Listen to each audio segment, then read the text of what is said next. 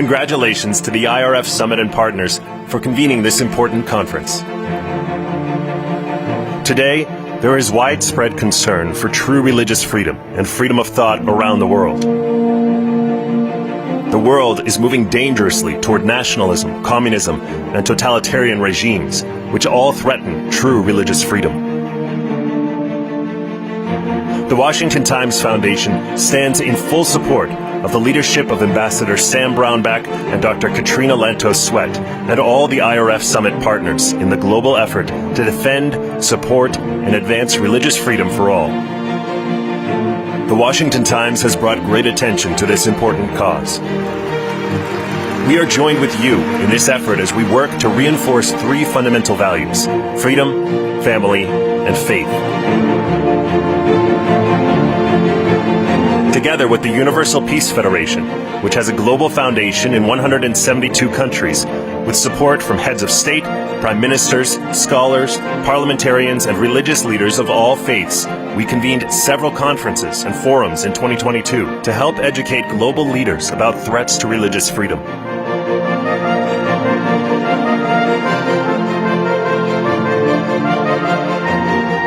These two premier sponsors are fully committed to engage our global coalition in this effort to stand for religious freedom, which is the bedrock of all freedoms.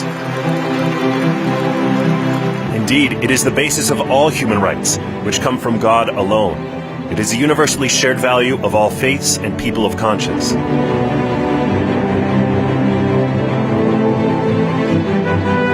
Let us work together to achieve lasting religious freedom throughout the world.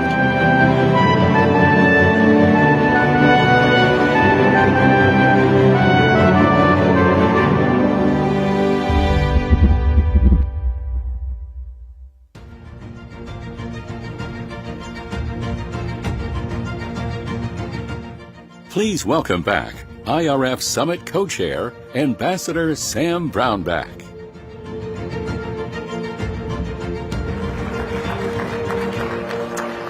Good afternoon, everybody. Hope you're ready for a wonderful session this afternoon. I don't know about you, but I've already had a number of just fabulous, substantive conversations with great people and really building the relationships that the world moves on. The world moves at the speed of relationships. The better, the stronger the relationship, the bigger the bandwidth, the more you can get done. And I hope you're building those relationships here.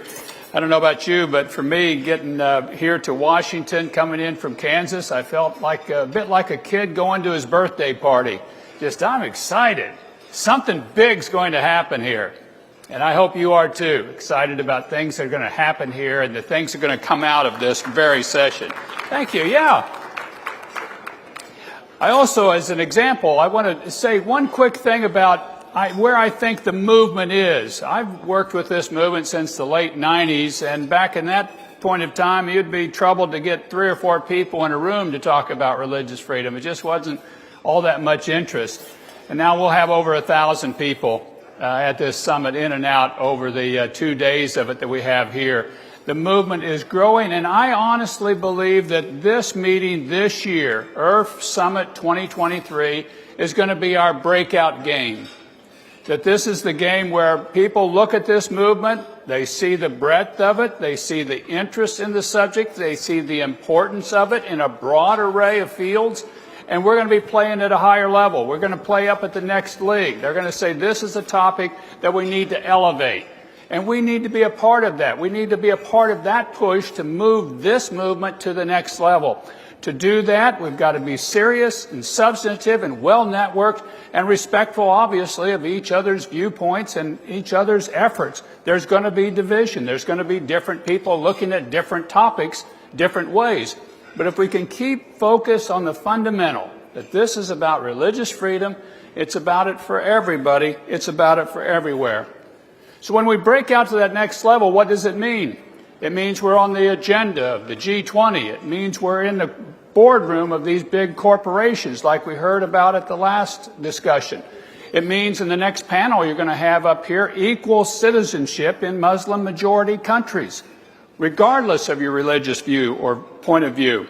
It means in major religious organizations. This becomes a top-tier, constant issue that the organization itself pushes.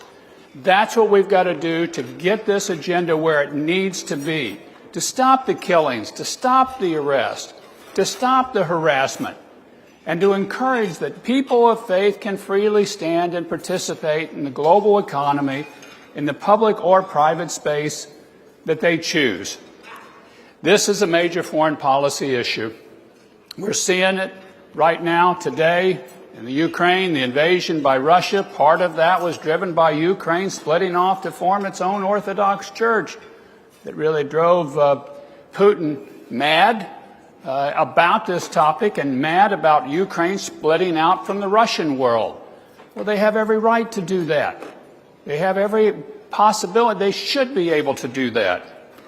This afternoon, you're going to hear on a number of key topics, key individuals on this. But I really want to encourage you to think about this movement at the next level up and what you can do to step your game up to that next level.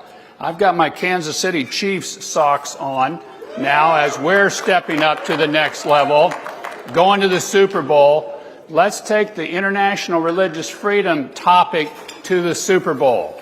Let's move forward. God bless you all.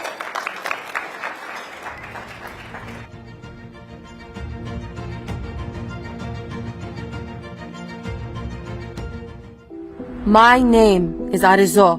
I am 23 and a proud Afghan woman. People used to say, "You are a strong girl," because nothing could stop me from pursuing my dreams. Everything changed when Western forces withdrew from Afghanistan and the Taliban re-established their repressive religious regime. Strong girls like me, who believe in fighting for their basic rights, are now targeted. The Taliban brutally murdered 2 of my friends. After their death, I feared for my life. I couldn't sleep. All I could do was pray for the horror of the Taliban to end. Then last spring, my life changed forever. The Vulnerable People Project helped me escape Afghanistan. I will soon be starting a new life in another country. My future is uncertain, but I am free from fear and oppression. I can dream again. I want to continue my studies, which the Taliban cut short. I want to become a businesswoman and help orphans and my fellow women in Afghanistan. I want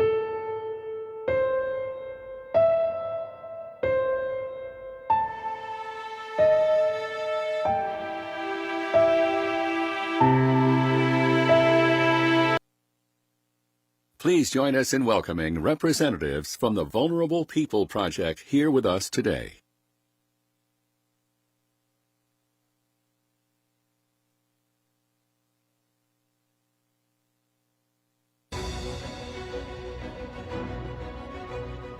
We call your attention to the screens for a message from the Honorable Anthony Blyton, the 71st United States Secretary of State.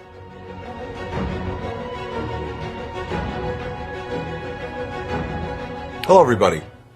Thank you for this opportunity to address the 3rd Annual International Religious Freedom Summit and to reaffirm the United States' strong and enduring commitment to advancing religious freedom for all. The diversity of this gathering reflects the collaboration these challenges demand throughout the world. I'm grateful for everyone's engagement and leadership. And a special thanks to this summit's co-chairs, Ambassador Brownback and Dr. Lantos Sweat, for their tireless and bipartisan work to lift up the voices of persecuted individuals. Sam, Katrina, thank you. Freedom of religion is a bedrock American value. The very first freedom in the First Amendment to our Constitution. It's enshrined in the Universal Declaration of Human Rights as a fundamental right for all people, no matter where they live, no matter what they believe or do not believe.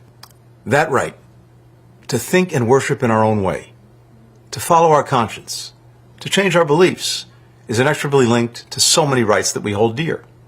The right to express ourselves freely, to assemble peacefully, to participate fully in society. When religious liberty is at risk, those other freedoms are jeopardized as well. Yet, some 80% of the world's population still cannot practice their faith without serious restrictions or risk. And that has consequences for all of us. Time after time, we've seen how religious persecution can undercut stability and inclusive economic development, spiraling into violence and conflict. Meanwhile, countries that respect human rights and foster inclusion find themselves better positioned to grow, deliver for their people, and contribute to addressing our most pressing global challenges. For this reason, protecting and promoting religious freedom is vital to safeguarding America's national security and continues to be an essential part of our diplomacy around the world. Last January, our Ambassador at Large for Religious Freedom, Rashad Hussain, was sworn in after being confirmed nearly unanimously by the United States Senate. As you'll hear, he and our team in the Office of International Religious Freedom have been working, alongside many of you and leaders around the world, to address discriminatory laws and policies, to advocate for those who've been unfairly targeted, to help encourage tolerance and respect. We're joined in these efforts by a coalition of 42 countries, the International Religious Freedom or Belief Alliance.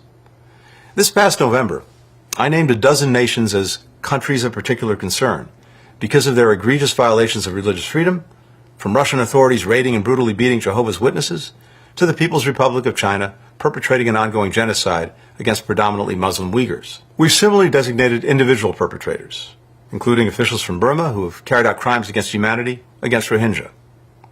These designations carry significant penalties, such as economic sanctions, travel bans, to hold abusers accountable and deter religious persecution. This spring, the State Department will release our 25th Annual International Religious Freedom Report, providing a comprehensive review of the state of religious freedom in nearly 200 countries and territories across the globe, and illustrating how the U.S. government has advocated for this critical right. And of course, every report and designation is complemented by the work of our department and embassies worldwide, whether that's meeting with prisoners of conscience, shining a spotlight on abuses and restrictions of religious freedom, or modeling America's approach to pluralism in the diversity people encounter whenever they enter a U.S. embassy or consulate. In all of our efforts to advance freedom of religion and belief, advocates and groups like yours play an indispensable role. You bring the voices of the victims to the attention of the world, often at great risk to yourselves. Your organizations are frequently the first to report persecution and the first to support those in desperate need. Your courageous advocacy empowers governments like ours to press other countries for greater accountability and action. People of faith, like all people, deserve to live free from fear and oppression. And with your continued partnership, the State Department and the entire United States government will continue standing strongly for the right of every person to worship and believe as they choose. Thank you.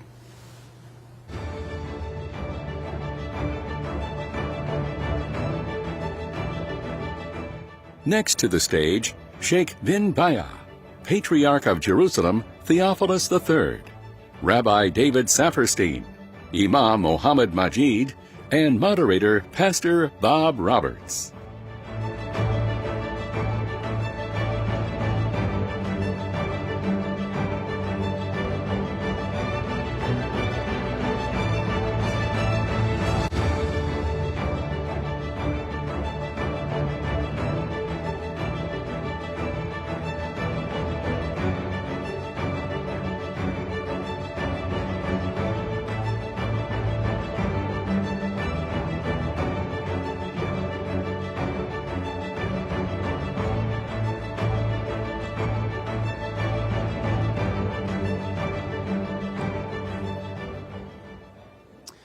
So good evening or good afternoon, and we are so excited to be here. I'm excited to be with this panel. I know them, every single one of them. I have a relationship with them. And it's interesting because from this stage in 2017, one of the most profound things that's ever taken place at the National Prayer Breakfast took place when Doug Coe had asked me earlier in the year to see if I could get this sheikh who wrote something called the Marrakesh Declaration to come and speak along with the rabbi. And the rabbi that I'd come to know and have read most of his books was Jonathan Sachs. And so we had a conversation where Hamza translated, and from this stage, we began to talk about what religious freedom looked like, what peacemaking looked like, and how we could work together as different faiths in the world. Doug called us and he said he wanted to see us immediately. And so we went over to where Doug was and he began to visit. And he said, Bob, you need to do everything you can to push this forward with pastors, imams, and rabbis. And so we did. And so we started these retreats, first in Abu Dhabi, and then Morocco, of pastors, imams, and rabbis representing about 20 cities. And it was a game changer, and in the U.S. And so some of those pastors, imams, and rabbis, I think, are in this room. If you are, would you just stand up real quick? Just stand up real quick if you are, and you were a part of that initial group. And it is now in 20 cities. It's in 10 countries. And last week, or the week before last, we were in Pakistan. And there's some Pakistanis here. Would they stand up that were with us? Maulana Azad, Shafat, Father James Channon. And we're so happy to be with them. And next week we'll be in Sudan.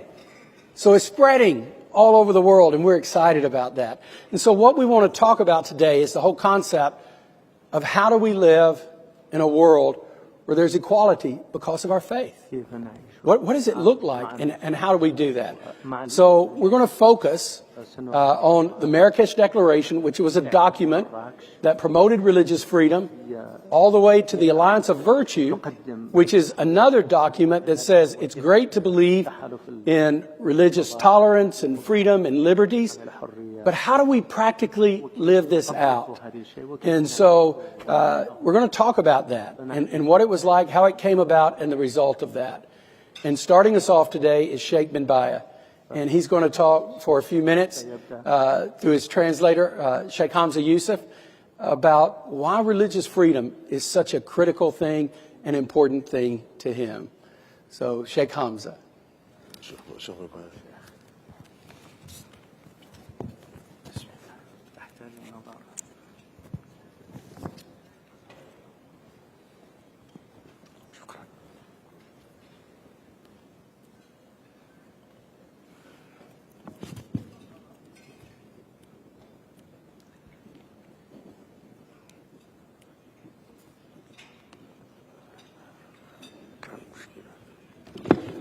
بسم الله الرحمن الرحيم الحمد لله رب العالمين الصلاة والسلام على سيدنا محمد النبي الخاتم وعلى إخوانه من الأنبياء والمرسلين. سعادة السفير صديق سام براون باك سفير الحريات الدينية الأسبق بوزارة الخارجية. سعادة رئيس الجلسة صديق القس بوب براوبر. سعادة السفير ديفيد سيبرسون. فضيلة الإمام محمد ماجد أربطة بطريق القدس المحترم. أصحاب المعالي، أصحاب السعادة، اسمحوا لي إذا كنت لم أذكر شخصا باسمه فإنكم جميعا في القلب وقريبا من اللسان.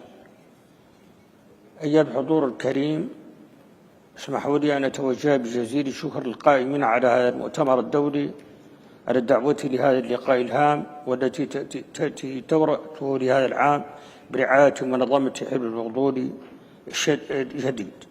إن هذه اللقاءات والمبادرات جديد بأن تحقق لنا بعض ما نصبو إليه. أترك لشيخ حمزة يقرأ عليكم.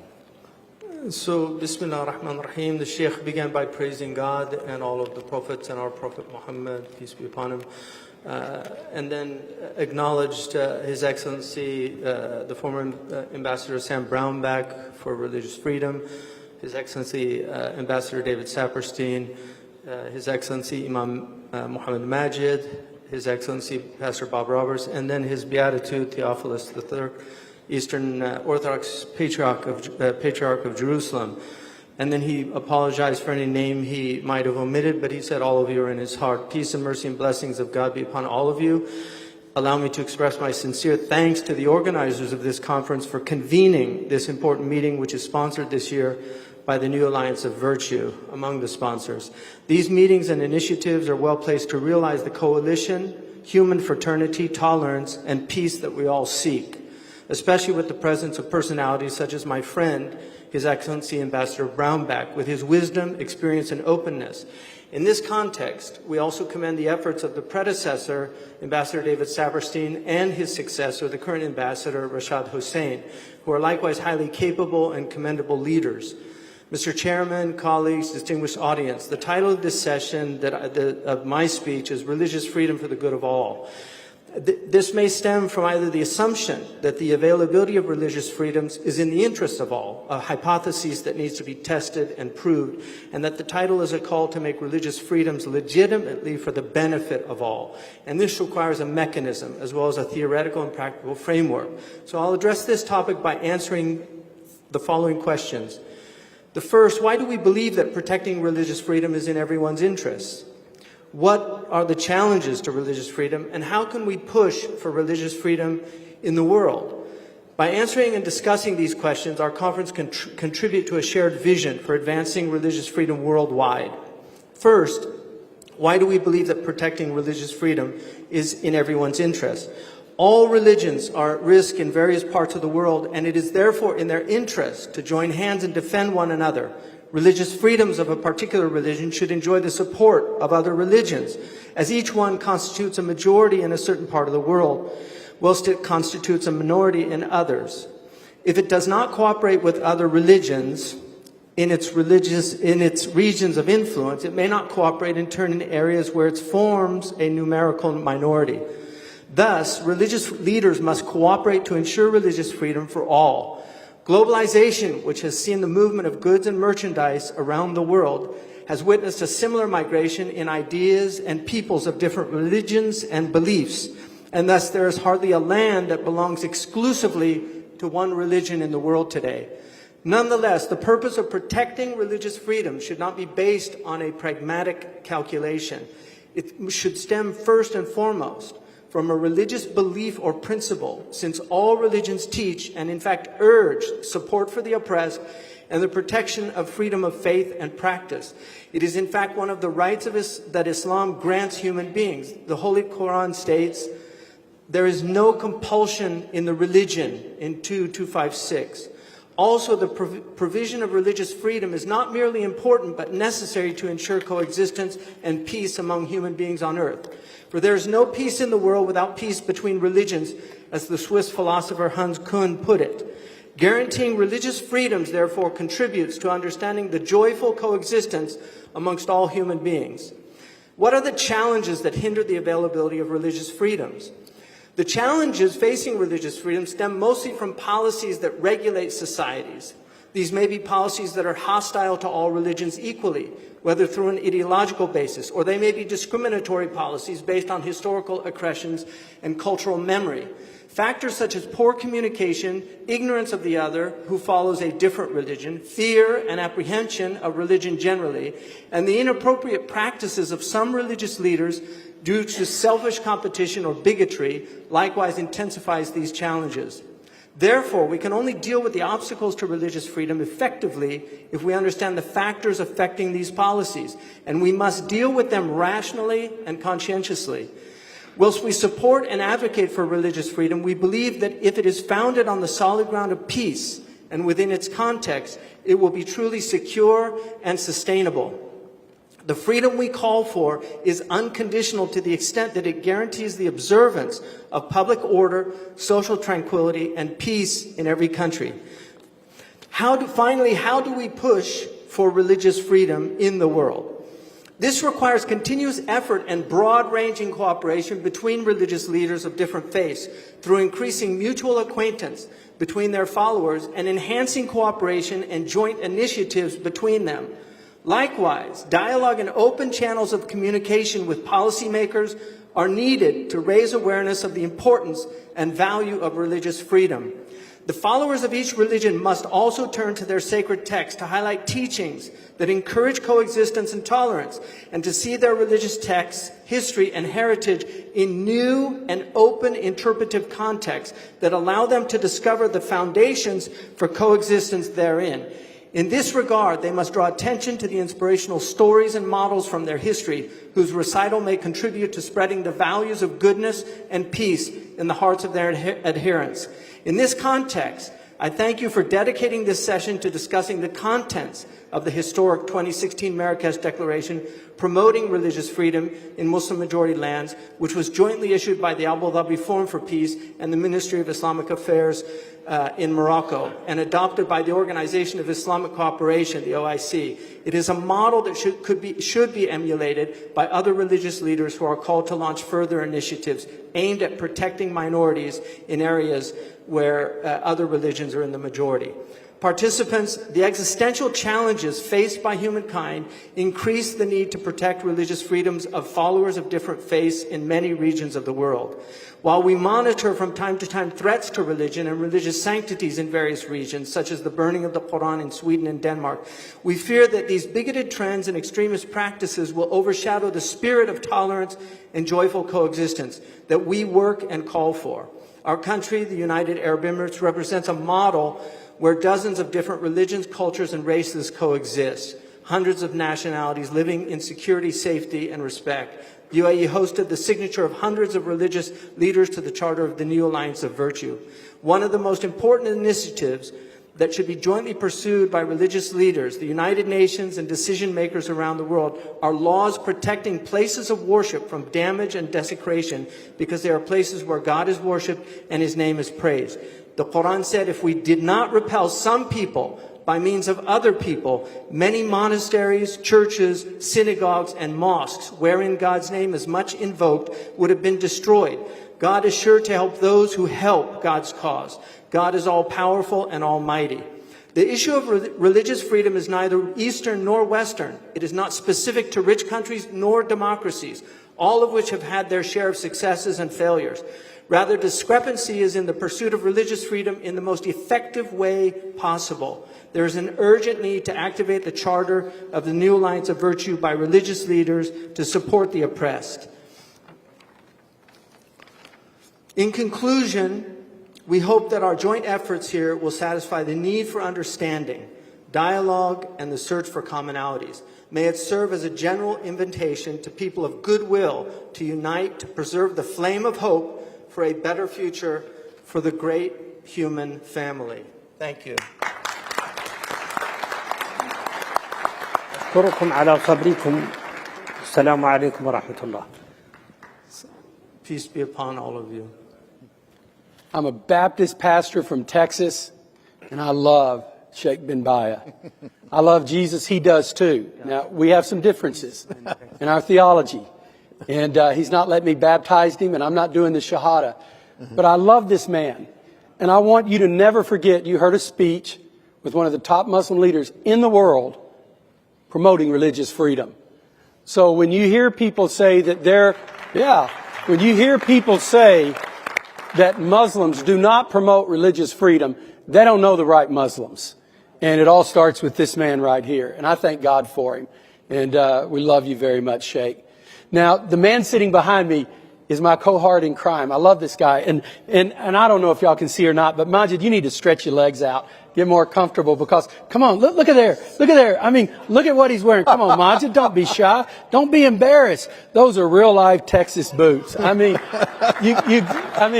this has got to be the only imam in America that has a pair of alligators, Lucchese's, on the stage. And God is with you, and that's how I know it. Now, Majid, here's my question.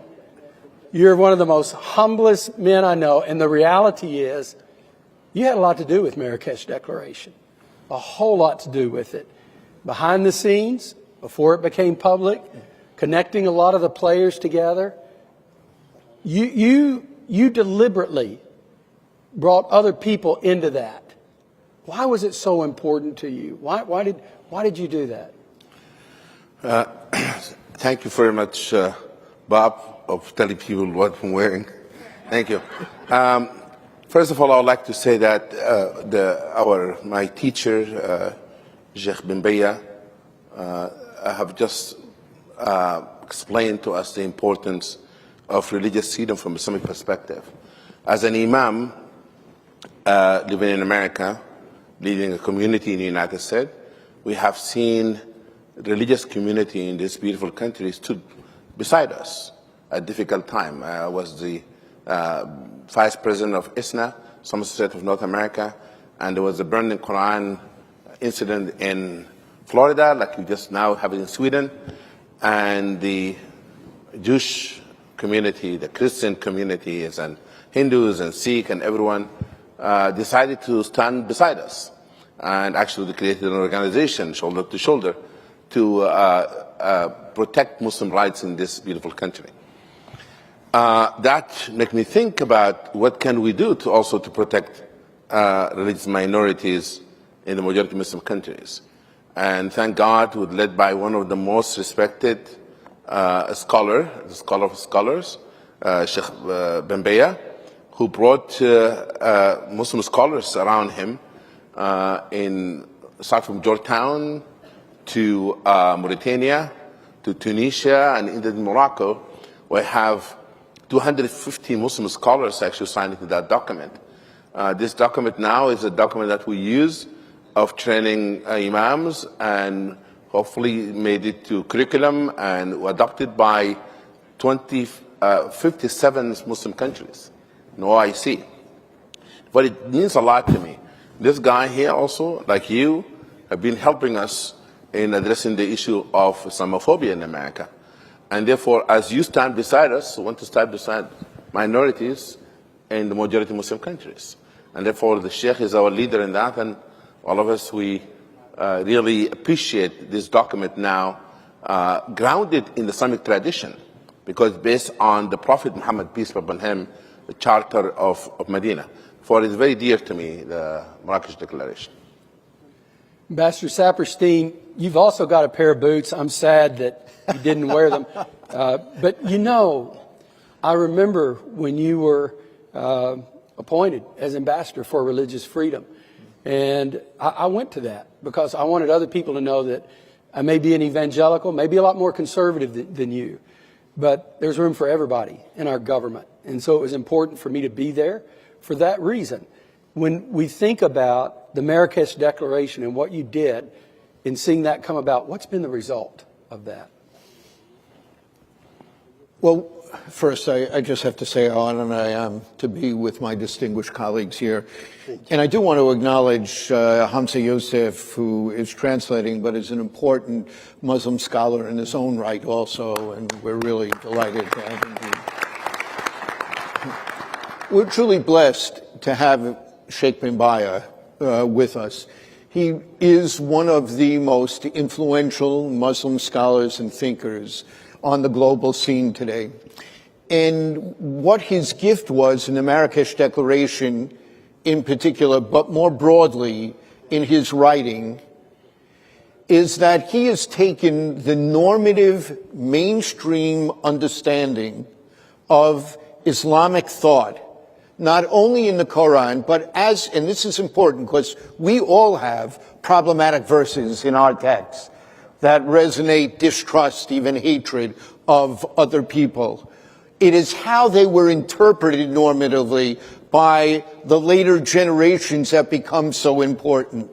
And he lifted up through the Marrakesh Declaration for the world an insight into Muslim thought about the respect for minority religions that really opened it up in a way to be seen with clarity from authoritative sources in a way that had really been hidden before. I will tell you, when I was ambassador, that it was extraordinarily useful to me as I was traveling the globe and people would express suspicions about Muslims or their fear that all Muslims were extremists, that I could cite this extraordinary document that had been endorsed by such a wide range of Muslim scholars around the world in terms of the difference that it made. So it had an impact for us in the statecraft of the United States.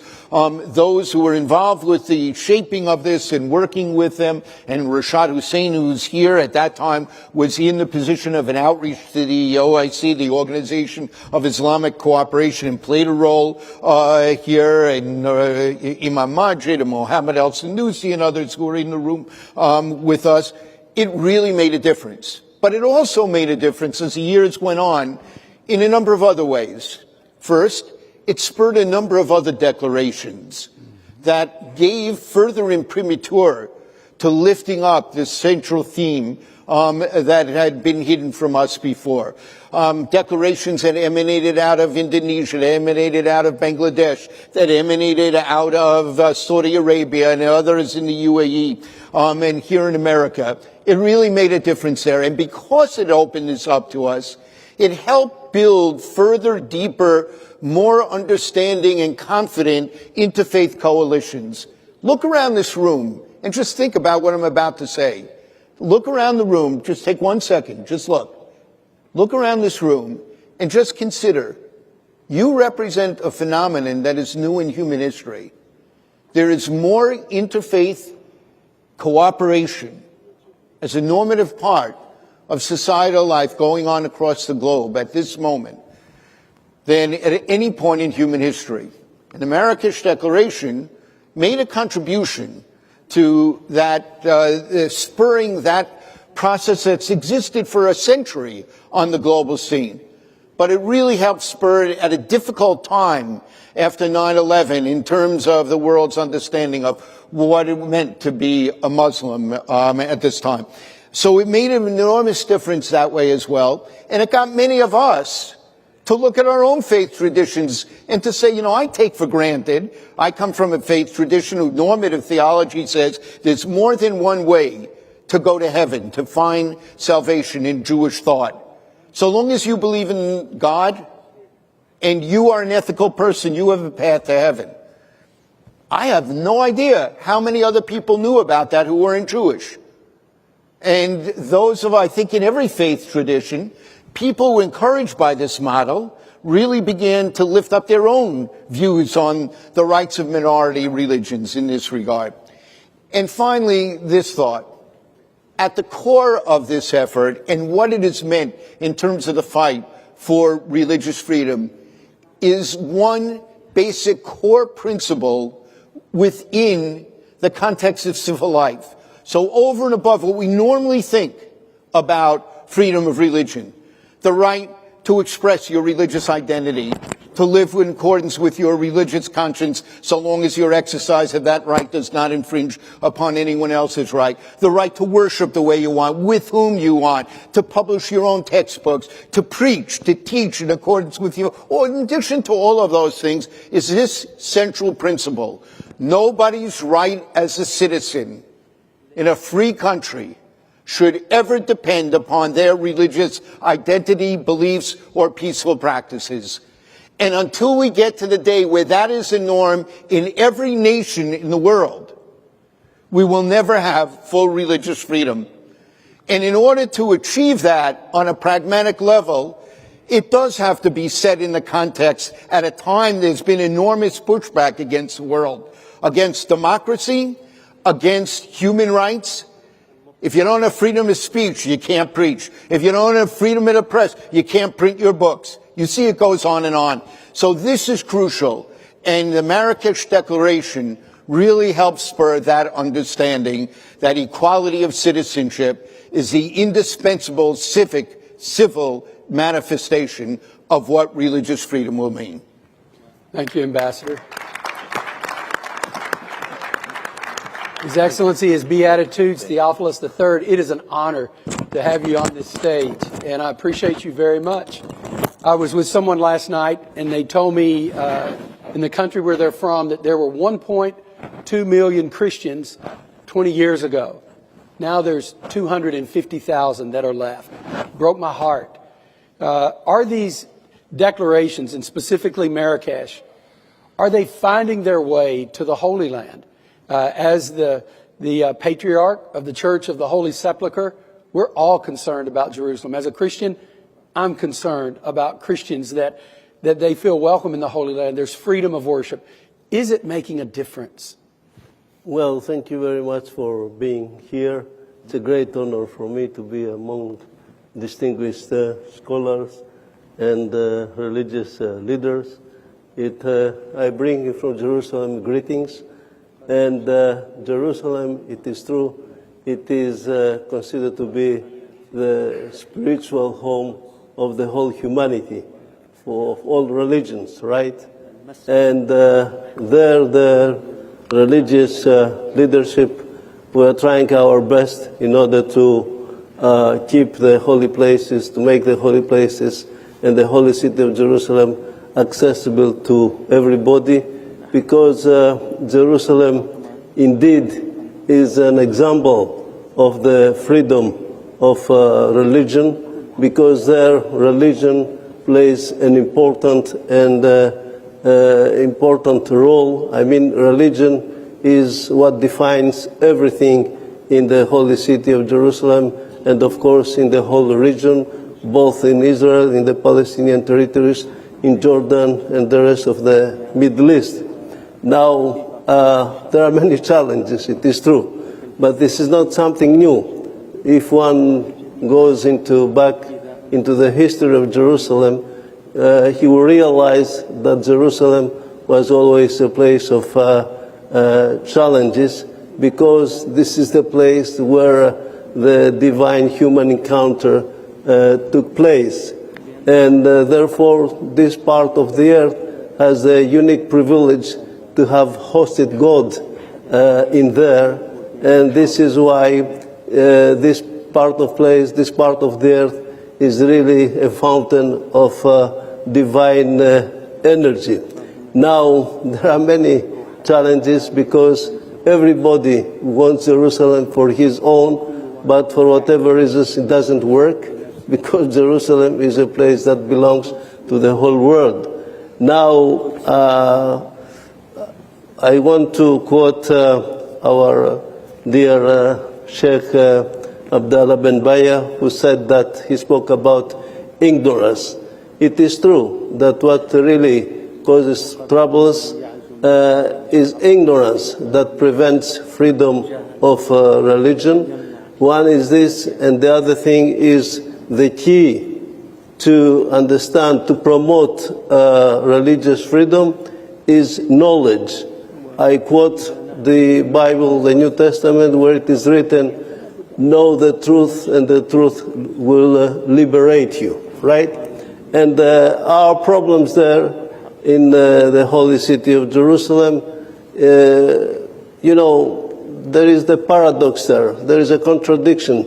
On the one hand, Jews, Christians, Muslims, we celebrate together, we pray together, we join our forces together. But on the other hand, there is tension. Why? This tension is because there is ignorance. For instance, in towns or cities, both within the state of Israel or within the Palestinian territories, if there is a church, we don't have any problems. Why? Because people, they get to know each other's religious symbols, right? They're acquainted. In towns or cities that there is no church, there is a problem. Why? Because people, they think that the only religion is their own religion, right? And this is causing all sorts of problems. And on the other hand, it is true that Jerusalem can be an example of coexistence, an example of religious freedom, but at the same time it is inevitable to have some, how to tell you, there are challenges, because certain people, they are not ready to accept the other's faith, the other's religious symbol, and this is what is causing troubles. But again, I firmly believe that the role of religious leadership is of paramount importance.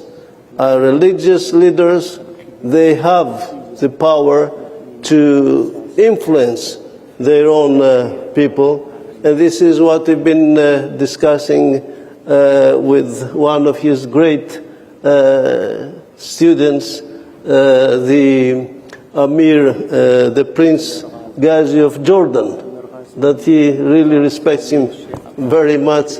And this is what we've been discussing, that leaders, they need to understand that their influence is, they have a great impact on the people, both Jewish leadership, religious leadership, Christian leadership, of course, Islamic leadership. I don't know if I try to pass on any message to all of you. Thank you very much. Thank you very much. You matter to all of us. You don't have an easy job, and we care about you. Thank you very much. We support you, and we pray for you. Well, we are there for you, not for us. We represent all of you, and I mean it. That's it. Thank you. I have a friend last night, and he had come back from an event at Cambridge, and it was dealing on religion and society. And there were basically three things that they had discovered. That for it to work, there has to first be relationship. The second thing, once there's relationship, then there can be peacemaking. You can't have any peacemaking if you don't have a relationship. And after the peacemaking, then there's humanitarian work. We can do things together in a tremendous way. And I like that. It's what many of us have tried to do. This is the whole idea of the alliance of virtue. And so from the Marrakesh Declaration is the act of the alliance of virtue that says move forward. And so we encourage you tonight at 7:30. If you would, join us. There's information in your chair. We're opening our offices. The Sheikh will be there. Many others will be there. We'd like to encourage you to be a part. One last question, just a very quick question. When I think about Sheikh bin Baya, I think about Abraham and Moses. They were both over 80, and both of them made a difference in the world. Here's the question. You've made a huge difference in your life. What is your dream moving forward?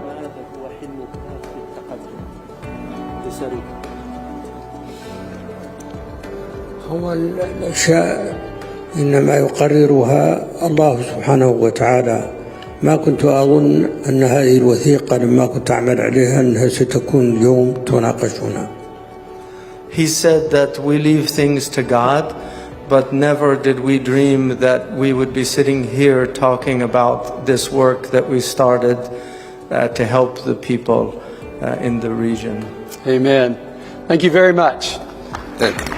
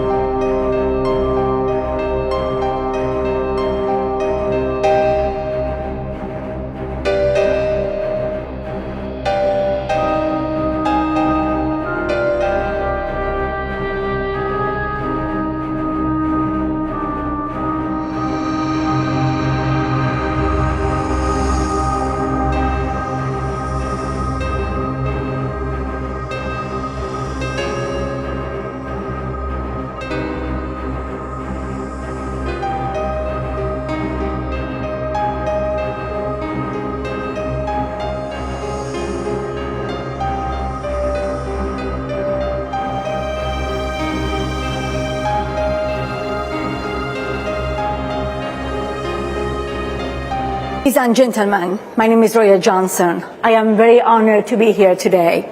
I am from the city of Shiraz in Iran. I escaped from my country with my family because of the fear of persecution and our lives in late 80s. A religious Islamic fundamentalist dictatorship in Iran came to power in 1979 after anti-Shah revolution in Iran. They destroyed the fundamental right to choose a faith, religion, belief by establishing a theocratic government in the name of Islam.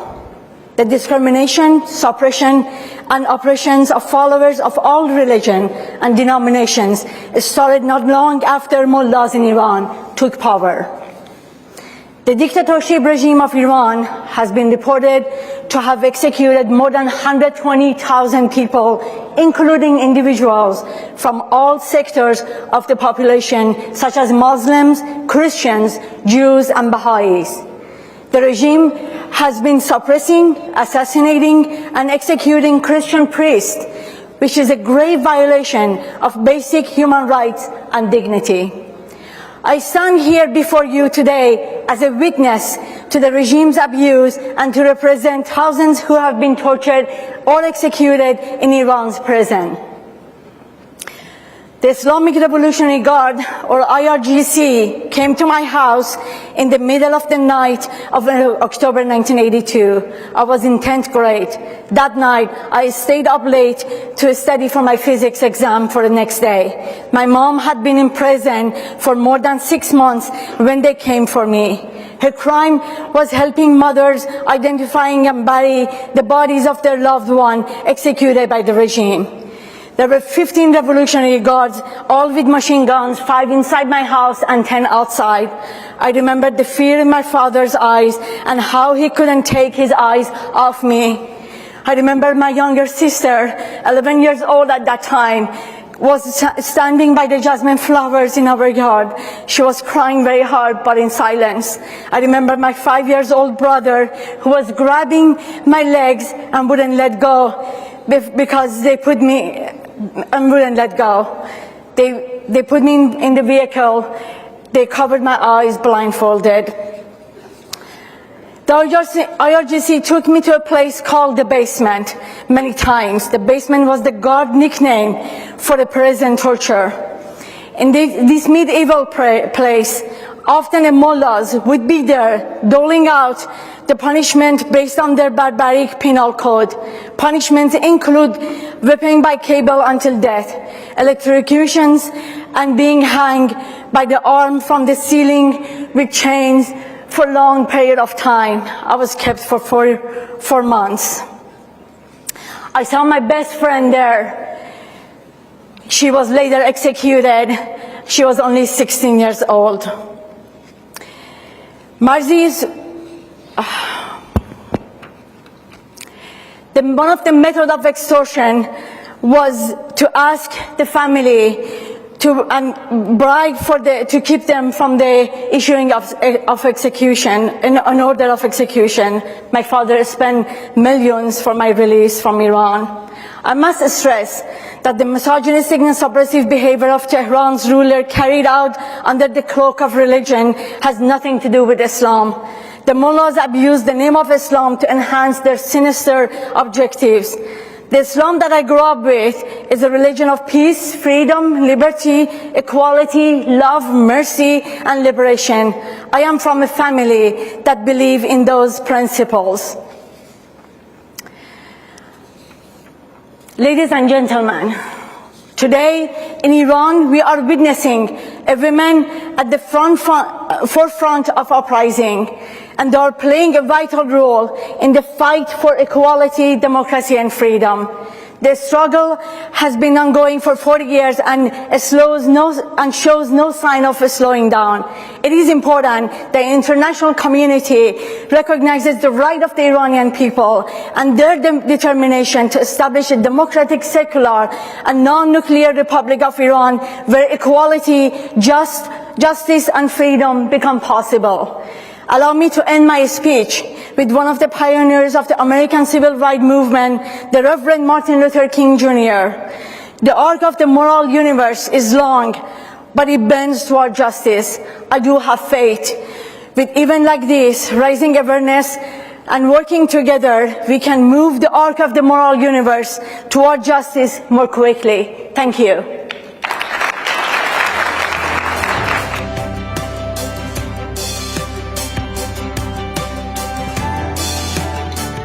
A warm welcome to our panelists, USCIRF Chairman Nuri Turkel, Susan Johnson Cook, former U.S. Ambassador at Large for International Religious Freedom, Brett Scharfs, Director of the International Center for Law and Religion Studies, and moderator, Executive Vice President of Freedom House, Nicole Bibin Sadaka.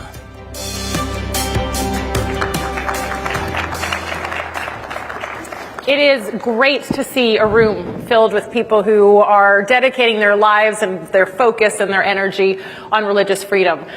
We're going to jump into a panel, and we're going to do it quickly because our time is short, and I think we could talk for 22 hours, but I understand it's 22 minutes if I'm looking at the clock correctly. About the topic of why international religious freedom is good for all. I am thrilled to have a panel of experts and friends to discuss this topic, so I'm just going to go down the line and ask Brett and down to the colleagues. Why is IRF good for all, or is it? Because I think it's worth asking. I think it's worth reiterating the case for it as we start our conversation. Well, if you think about it, religious freedom is really the taproot of all human rights. If you think of the important rights in our First Amendment, freedom of speech emerged out of a struggle for religious dissenters to speak.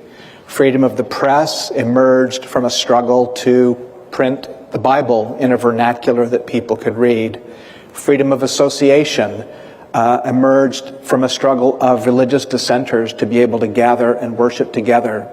Even the right to petition the government, if you go and look at the historical record, many of those petitions came from people who were being persecuted on the basis of religion.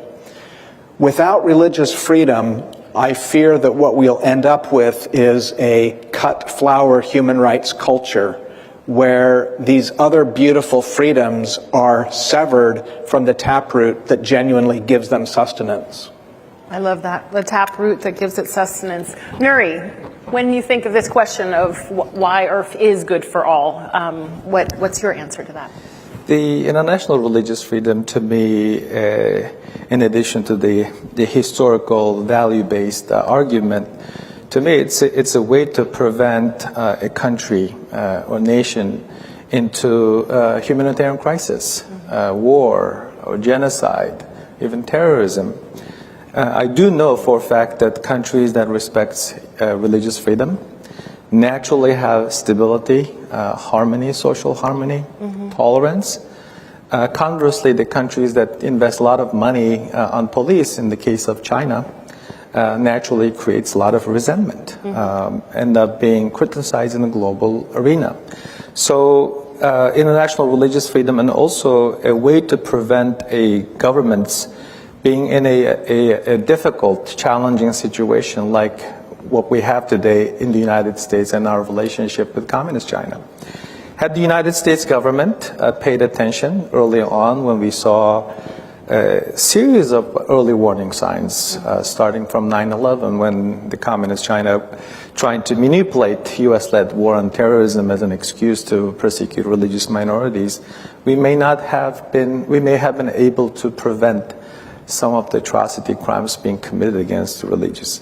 And also, I worry in a global and geopolitical sense, international religious freedom also helps to create a healthy bilateral, multilateral relationship. So I can go on the list of benefits. And most importantly, I think this is a national security issue. Some countries have realized this. Our country is coming around. If you pay attention to it, and if you treat it the same way that the bad guys are treating the freedom issues, then we can prevent a lot of persecution, atrocity crimes, and war crimes. Now we're dealing with Ukraine and other places. So to me, it's more than just speaking out on behalf of persecuted religious minorities. Excellent. Thank you. Excellent. So, Ambassador Sujay. So both of my colleagues are so right in terms of persecution prevention, human rights and dignity, but also we found definitely pieces there when there's more religious freedom efforts, the efforts for people to live peaceably, but also to live with dignity. But also you look at the world, most of the world has a religious background. And so people need to have the right to do that. When we ignore religious freedom, it is saying to the world that your traditions that are hundreds and thousands of years old really are meaningless. And we found for people's faith is ultimately what helps them to soar. And so for people to have the right to wear their attire, to be able to believe and worship as they believe, allows for an explosively wonderful society as opposed to one that's persecuted and stays underground. Excellent. So a taproot of our other rights, a central component to security and an ultimate component of human dignity. Let me start with you, Sujay, just with a question. You served as the ambassador for international religious freedom. What challenges do you see in making religious freedom a reality as a good for all, both internally and externally, when you're thinking about the U.S. government's challenge? Well, many challenges, but two of them are that many governments still have not taken it up as their mantle. And so we were only able to deal with certain governments that actually came to the table and said we want to deal with religious freedom. But certainly the issue of women at the table was very rare.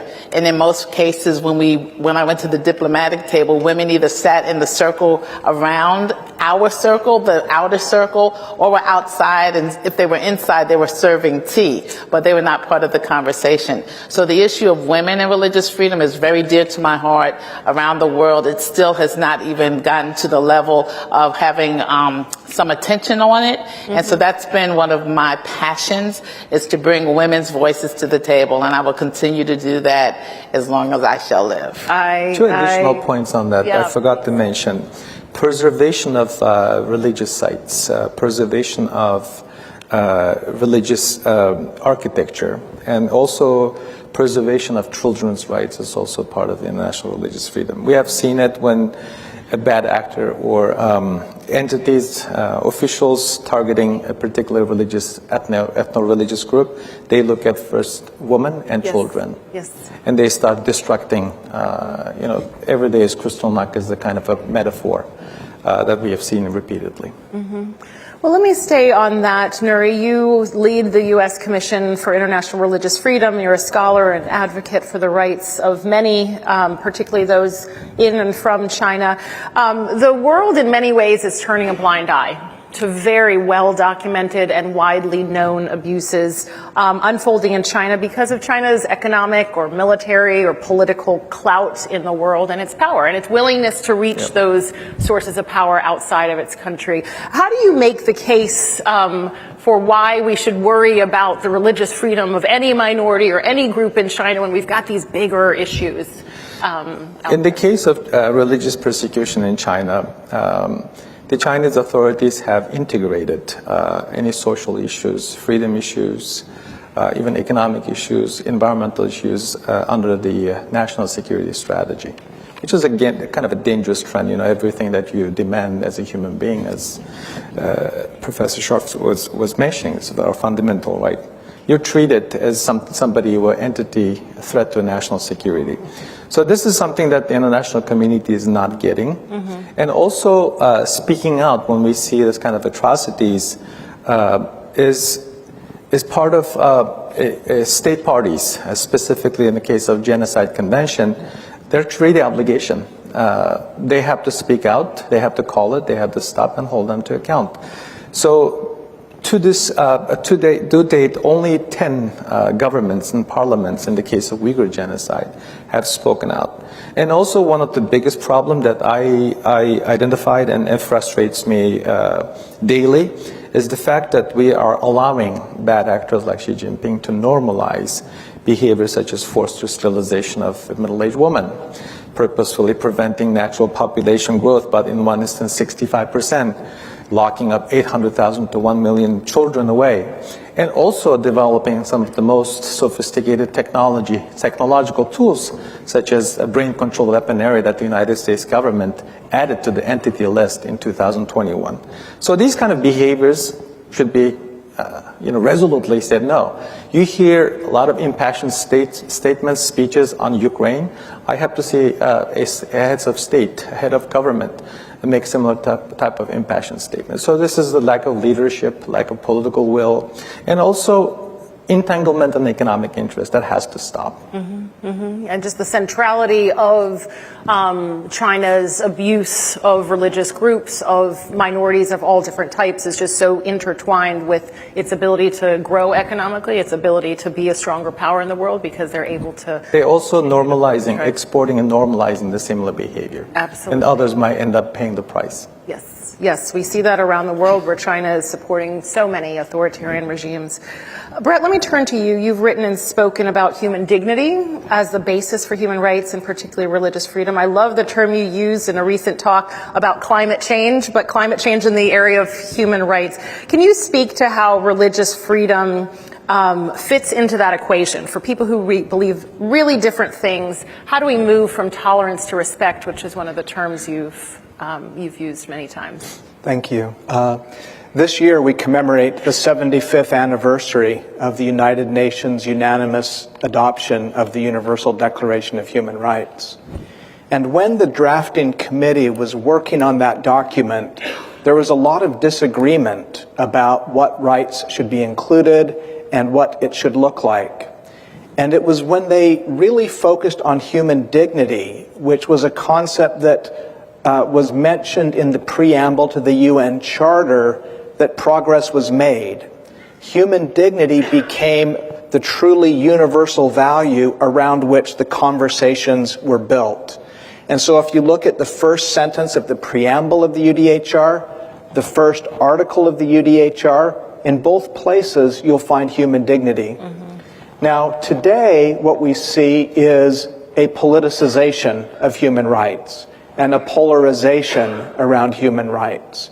And what we have come to believe is that we need to reset human rights discourse around that foundational concept of human dignity, and hopefully it will perform a role in our age similar to the role that it played in the founding era of international human rights. And so, through a process of study, distillation, conferences, we've come up with the formulation human dignity for everyone, everywhere. And this is the foundational principle not just for human rights, but for religious freedom.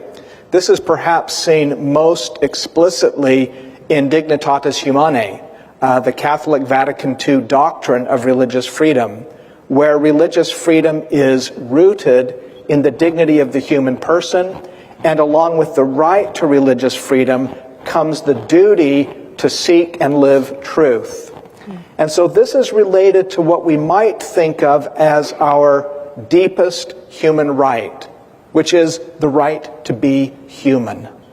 And this means being able to pursue the true, the right, and the good, to have the constitutional space in which to live lives where we seek and try to live truth.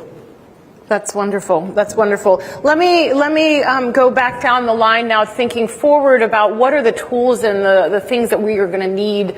Do we have everything we need to make religious freedom a much more integrated and focal point for the international community? Let me start with you, Ambassador. As you're seeing, within the U.S. government or in other circles, what are the additional tools that we need, or where's that impetus need to come from? I think Brett's word about reset, we have to reset in terms of where we are today, but the tools certainly are diplomacy, public diplomacy. We also have to make sure that we integrate the conversation into the foreign policy and the national security discussions so that religious freedom doesn't become the bottom of the totem pole.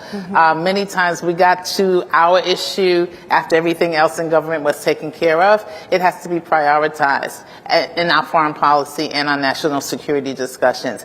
One of the things we were able to do was create the Religion and Foreign Policy Working Group, which is still embraced by government now, and also Female Faces of Faith.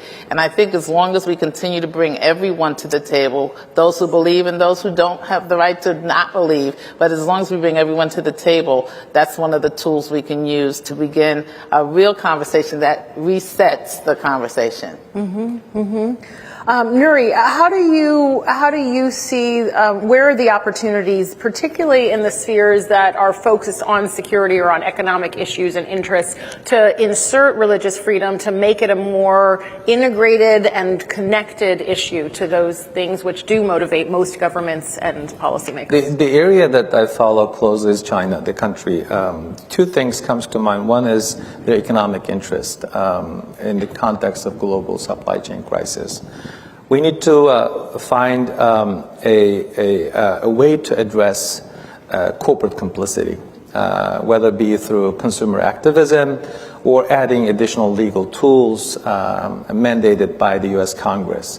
The existing laws are outdated. We're dealing with a massive global problem in that vulnerable ethno-religious groups have been enslaved in the global supply chain.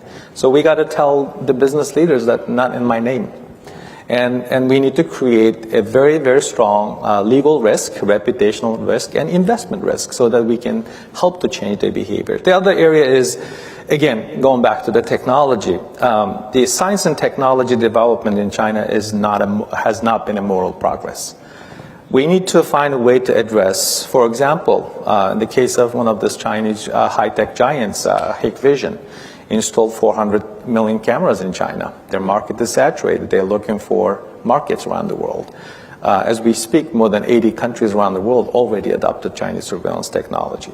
Companies like ZTE gaining ground in some countries that have a religious persecution problem and human rights abuses with this popular street light with a motion detector light.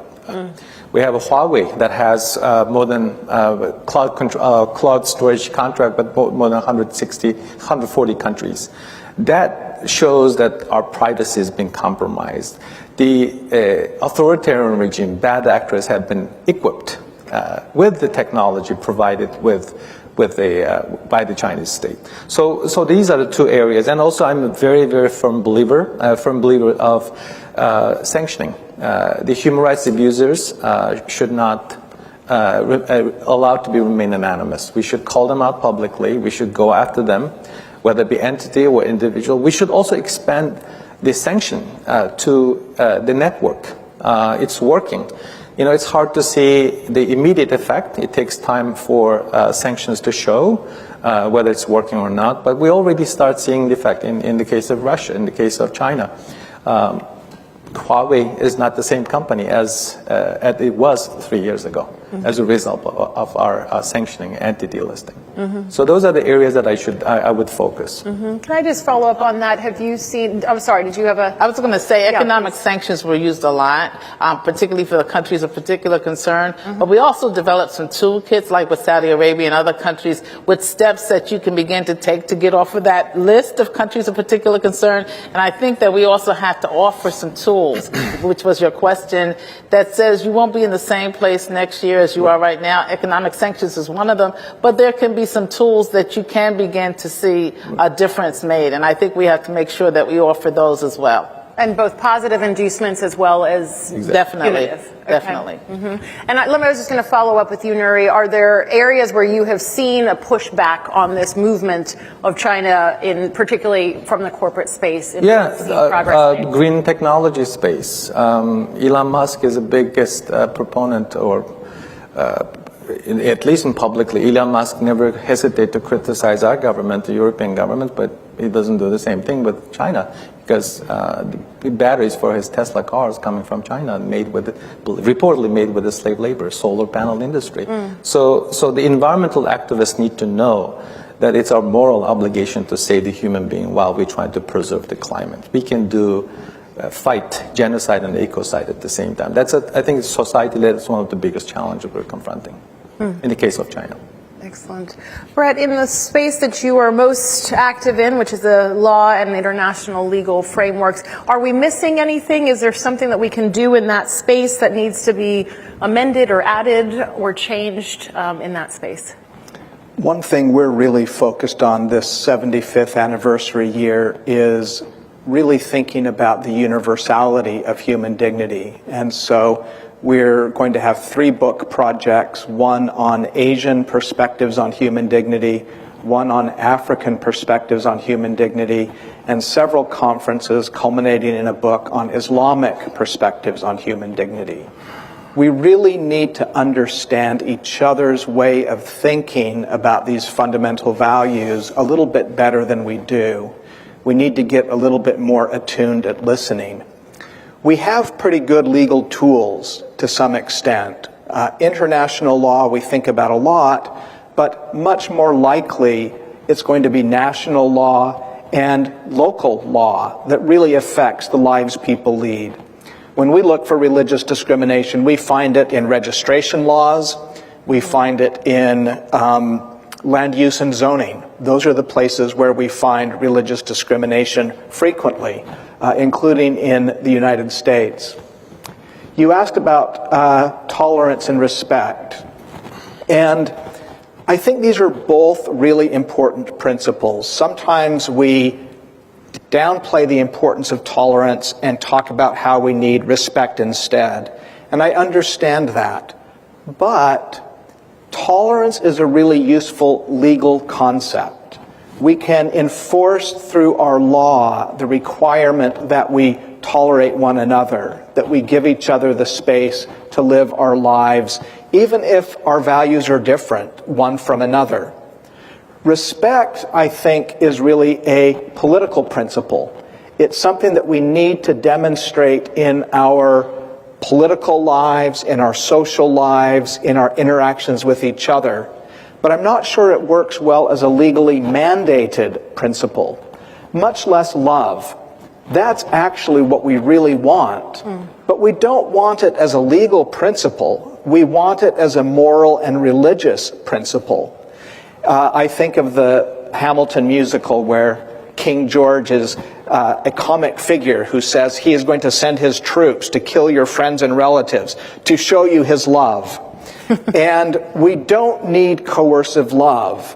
What we need is love as a religious principle, as a moral principle. We need respect as a political principle and as a social principle. And we need to enforce tolerance as a legal principle where we actually let each other disagree with one another. And we create enough constitutional space where we can try to live our visions of the true, the right, and the good. That is a great point to end on. Let me thank all of our panelists for excellent comments and all the work they're doing, and wish all of you a wonderful time at this excellent conference, and that it gives a lot of impetus to the work that you're doing to change where we are globally on religious freedom. Thank you. We're going to take a